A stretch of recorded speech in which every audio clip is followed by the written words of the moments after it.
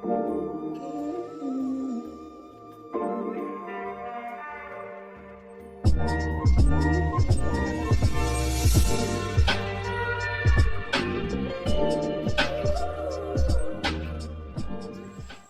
সাইকেলটা রেস্টুরেন্টের সামনে রেখে ভেতরে প্রবেশ করলো বয়স 24-এর একটি মেয়ে।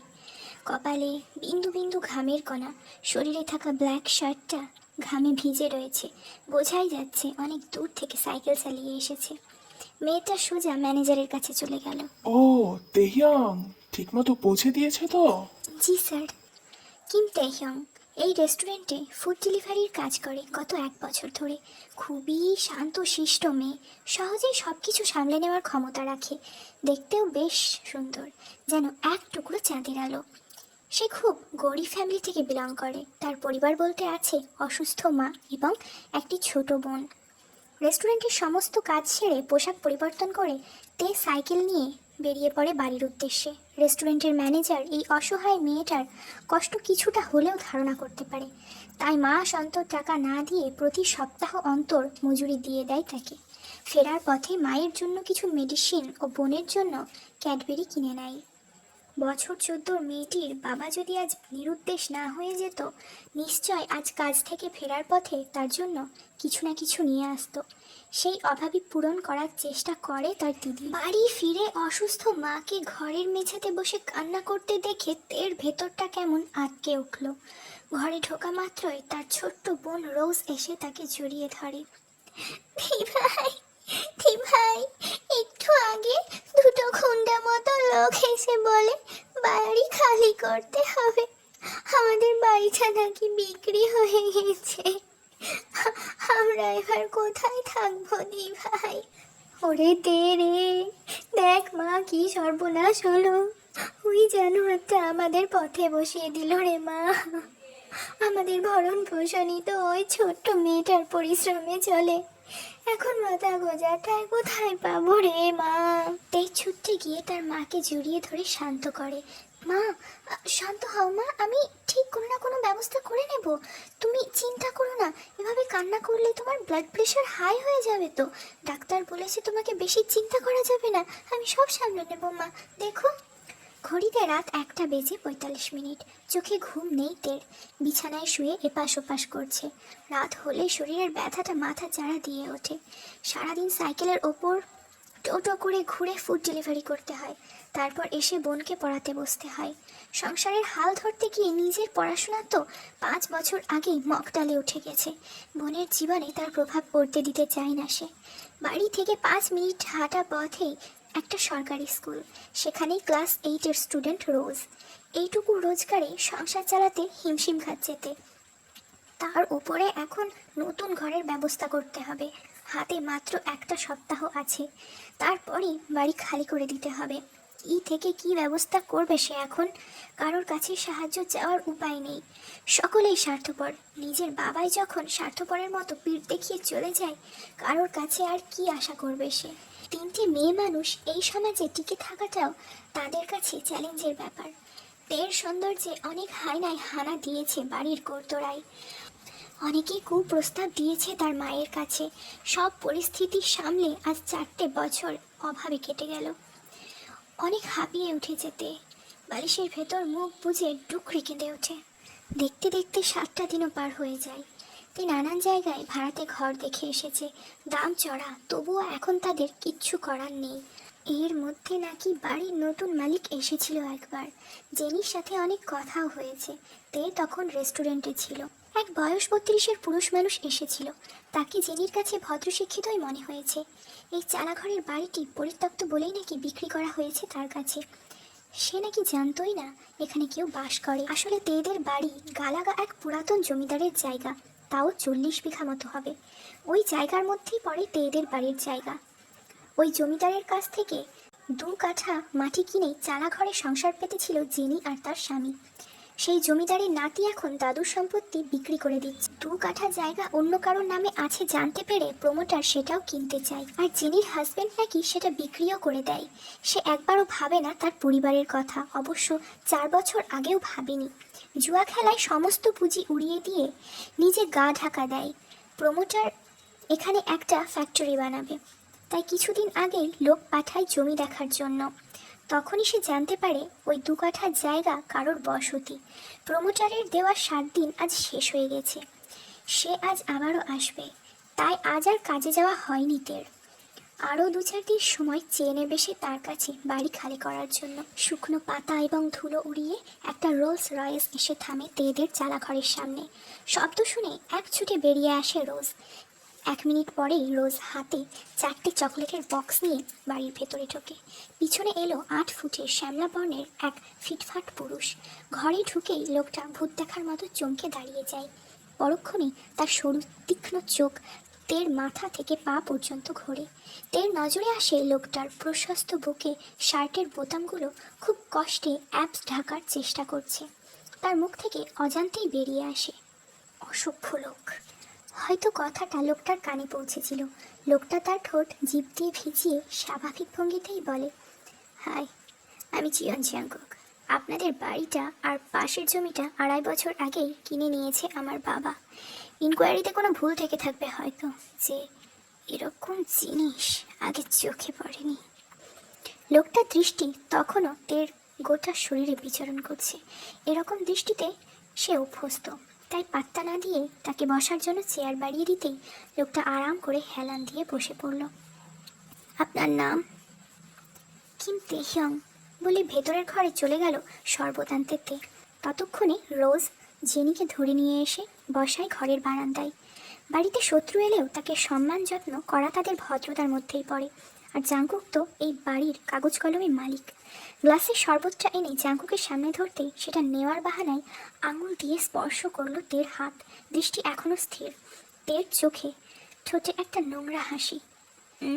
অ্যামেজিং। তে মনে মনে আবারও বলে উঠল, অসভ্য। এত কাছ থেকে লোকটার দিকে তাকাতেও ইচ্ছা করলো না আর তার। তে সবসময় রাস্তায় বেরোলে মুখে মাস্ক দিয়ে বের হয়। তার পরনে থাকে ঢিলা ঢালা টি শার্ট এবং ট্রাউজার। তার চুল ছেলেদের মতো ছোট ছোট করে কাটা, যাতে কারোর আকৃষ্টের কারণ তাকে না হতে হয়। তের এই মাস্কবিহীন ছেলেদের মতো রূপই জাঙ্কুককে আকৃষ্ট করে ফেলেছে মুহূর্তেই। মিস্টার জিয়ন, আমাকে আরও কিছুদিন সময় দিন বাড়ি ছাড়ার জন্য। সময়? ওইটাই তো পারবো না আমি। আচ্ছা, আপনাদের সমস্যাটা ঠিক কোথায় হচ্ছে যদি আমায় বলতেন? এই ধরুন, আমি আপনাদের কিছু সাহায্য করতে পারি। তেই প্রথমে একটু ইতস্তত বোধ করে, তারপর বলে, আসলে আমি এখানকার একটা রেস্টুরেন্টে কাজ করি। সেটার টাকায় সংসার চলে। আশেপাশে কোথাও ঘর পাচ্ছি না থাকার জন্য। আমাকে থাকার ব্যবস্থা এবং কাজ দুটোই একসাথে ম্যানেজ করতে হবে এখন। একজন ব্যবসায়ী হওয়ার সুবিধার্থে আমার হাতে অনেক কাজ আছে। আমি ব্যবস্থা করতে পারি, তবে আপনাদেরকে আমার সাথে যেতে হবে। অবশ্য আপনি যদি চান তো। জাঙ্কুক এবার জেনির দিকে মনোযোগ দেয়। আন্টি, আপনার শরীরের অবস্থা দেখছি ভালো না। আপনার চিকিৎসার প্রয়োজন, তার জন্য টাকার প্রয়োজন। আর ছোট্ট বোনটারও তো ভবিষ্যৎ আছে। অনেক বড় হতে হবে তো, তাই না রোজ? আমার সাথে যাবে?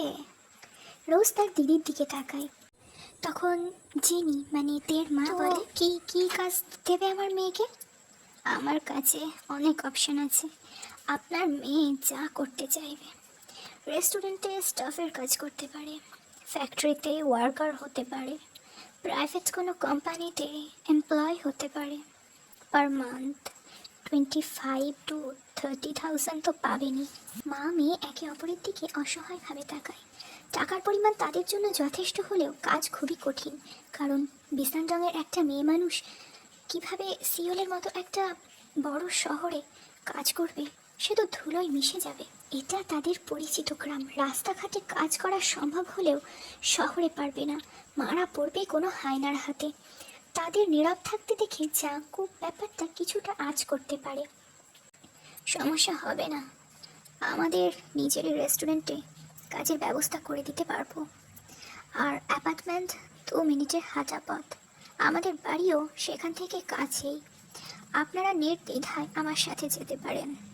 বিনা ইনকোয়ারিতে আমি জমি কিনেছি, তাই এটা আমার তরফ থেকে কম্পেনসেশন ভাবতে পারেন। তে এই লোককে বিশ্বাস করা ছাড়া আর কোনো উপায় দেখতে পায় না। চোখের দৃষ্টি ও ইশারা ইঙ্গিতেই যথেষ্ট খারাপ এই মানুষটি। চল মা, সবই তো হারালাম, এবার যা হবে উপরবেলায় দেখে নেবে। 3 মা মেয়ে একসাথেই থাকবো। রোজ, তোর জিনিসগুলো গুছিয়ে নে যা। খুব ভালো সিদ্ধান্ত নিয়েছেন আন্টি, যা হবে তা ভালোই হবে, আপনাদের জন্যেও আর আমার জন্যেও। আপনারা রেডি হয়ে নিন, আমি গাড়িতে অপেক্ষা করছি। জাঙ্কুক বাইরে বেরিয়ে আসতেই তেও তার পিছন পিছন আসে।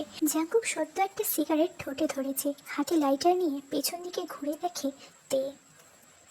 Any confusion? সব কিছুই কনফিউশন। আপনার উদ্দেশ্য এখনই বলে দিন, অসহায় ভেবে গরিব মানুষের মান ইজ্জতে হাত বাড়াবেন না। আমি তো আপনাদের সাহায্য করছি। হ্যাঁ, আর তার বদলে কি চাইছেন? ব্যবসায়িক মানুষ, কিছু দিলে অবশ্যই কিছু নেবেন।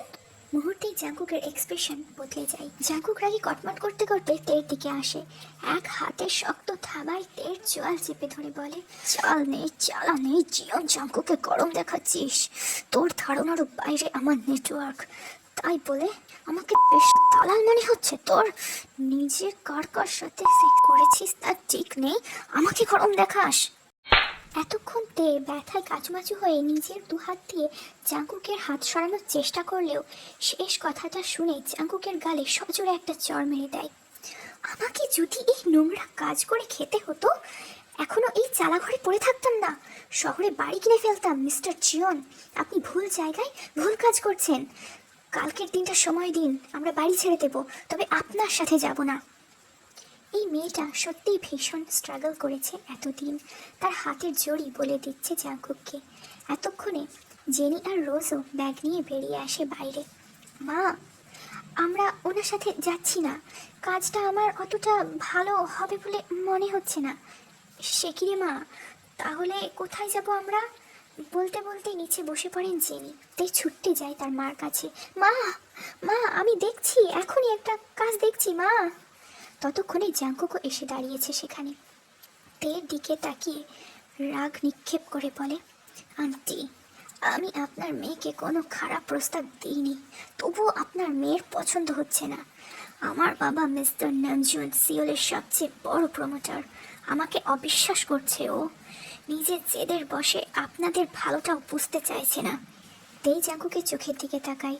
জাঙ্কুকের ব্যবহার তার মা বোনের জন্য নমনীয়, শ্রদ্ধাশীল, শুধুমাত্র তার কাছেই একটু ফ্লার্ট করেছিল। তেও তাকে প্রথম দেখায় অশুভ উপাধি দিয়েছিল, তাহলে জাঙ্কুকই বা কেন তাদের সাহায্য করতে গিয়ে তার গরম শুনবে? তাই তো বলে ফেলেছে তেকে এমন নোংরা কথা। সমস্ত মিসআন্ডারস্ট্যান্ডিং সলভ করে তারা গাড়িতে গিয়ে বসে। নতুন ঘর, নতুন কাজ, নতুন পরিবেশ। জিনকে প্রথম দিনই হসপিটালে নিয়ে গিয়ে চেক আপ করানো হয়েছে। রোজ স্কুলে ভর্তি হয়েছে। আজ 4 দিন পার হয়ে গেল। জাঙ্কুক লোকটা সব নিজেই ব্যবস্থা করে দিয়ে গেছে। একটা বিলাসীন হোটেল প্লাস রেস্টুরেন্ট, যেখানে সার্ভিস করে তে। জাঙ্কুক আজ দেখা করতে আসবে বলেছে তার সাথে। রাত তখন 9:45। জাঙ্কুক এসে বসে রেস্টুরেন্টের কাউন্টারে। গুড ইভিনিং ম্যানেজার, নতুন মেয়েটা কেমন কাজ করছে? হ্যাঁ স্যার, ভালো করছে। খুব পরিশ্রমী মেয়েটা, খুব শান্ত আর নম্র। জাঙ্কুক তার শিকারি চোখে রেস্টুরেন্টের চারিদিকে তেকে খুঁজতে শুরু করে। এক কোনায় হাসি মুখে একটা বয়স্ক কাপলকে সার্ভিস দিচ্ছে তে। জাঙ্কুক তার প্রতিটা পদক্ষেপ ভালোভাবে পর্যবেক্ষণ করে। খুব আনন্দে আছো দেখছি, তোমার এই খুশিকে আরও কয়েক গুণ বাড়িয়ে দেব আমি। তে কাউন্টারের কাছে আসতেই দুজনের চোখ একে অপরের সাথে মিলিত হয়। Mr Zion? Yes, I am. কেন, খুশি হওনি? তের মোটেও পছন্দ হয় না এই মানুষটার কথাবার্তা, এড়িয়ে চলতে চাই, কিন্তু কি করার। তেহিয়ং, তোমার সাথে একটা ডিলের ব্যাপারে ডিসকাস করার ছিল, একটু সময় হবে তোমার কাছে? হ্যাঁ বলুন। ম্যানেজারের কাছ থেকে একটা ভিআইপি রুমের চাবি নিয়ে হেঁটে চলে যায় জাঙ্কুক। তেও ভীষণ বিরক্ত। অসভ্য লোক একটা, কেন এখানে বলা হয় না রুমে যাওয়া লাগবে? উফ, ভালো লাগে না।